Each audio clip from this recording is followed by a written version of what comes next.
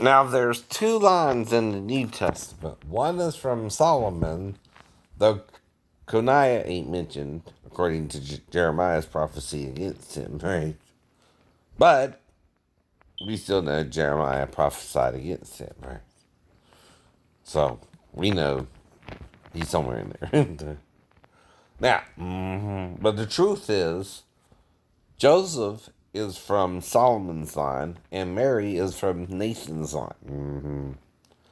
Yet, the child he had first with Bathsheba is the only one in history to die suddenly 7 days after he's born. Right? Do you smell the rat in the field? Yeah. Yeah.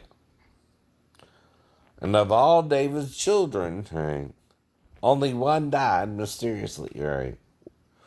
Well, there's a test in the Bible. If you think your wife was pregnant by another man or cheated on you or whatever, you can do whether you take the dust of the tabernacle, right? Not the temple yet, right? And what you do is you put the dust in water, right? The woman drinks it. And again, right, something happens to her if she was unfaithful, right? Well, if you do that while a woman is nursing the first 7 days, you're going to kill your child. Because then sand can get into the milk. Stir. Which is what the dust of the tabernacle or temple is, right? So basically, David killed his little firstborn son with Bathsheba. Unless it was Uriah, which we don't know one way or the other.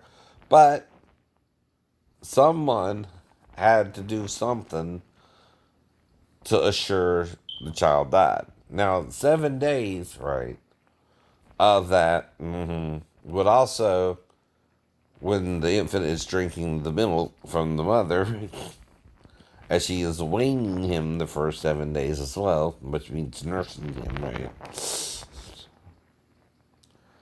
would cause his death through the sand, right, getting into her milk and bloodstream as she's digesting the food, right? She eats or water she drank, right? That put the sand in her body, right? Now, the normal test is just once, by the way.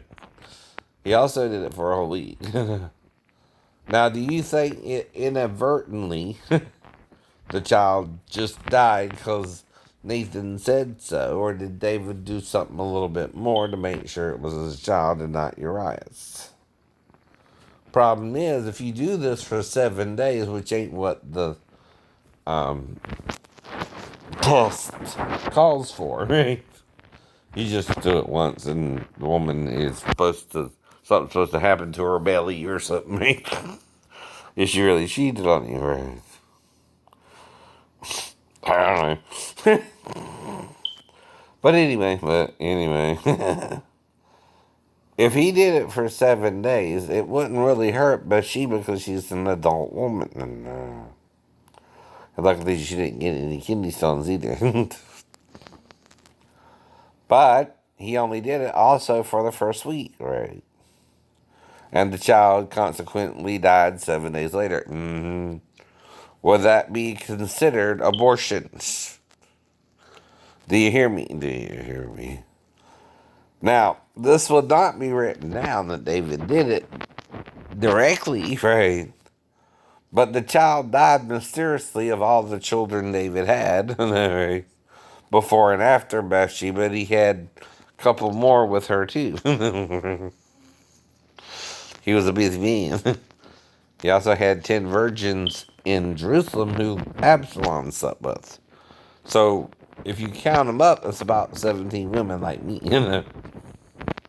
Maybe 18. Recently. Last year. See?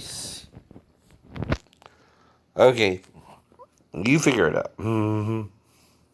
But judge not unto condemnation, right?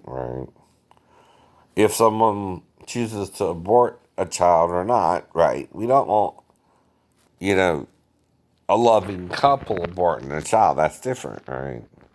But usually the women who do are having some kind of problem, right? They were either raped, right, which you can understand, or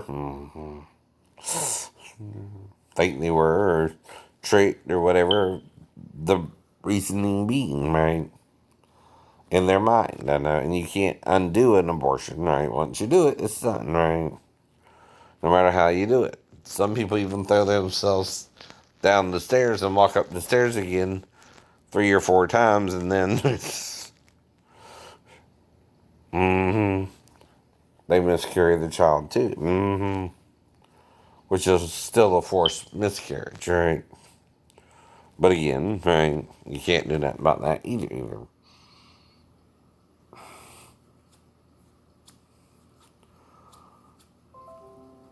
You can't read someone's mind. You can only ask them what happened. If they lie about it, they lie about it. If they tell the truth, they tell the truth, right?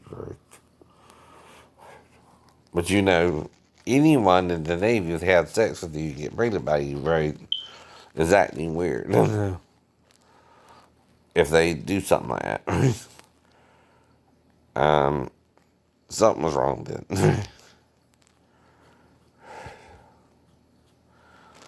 That's all you know. Okay.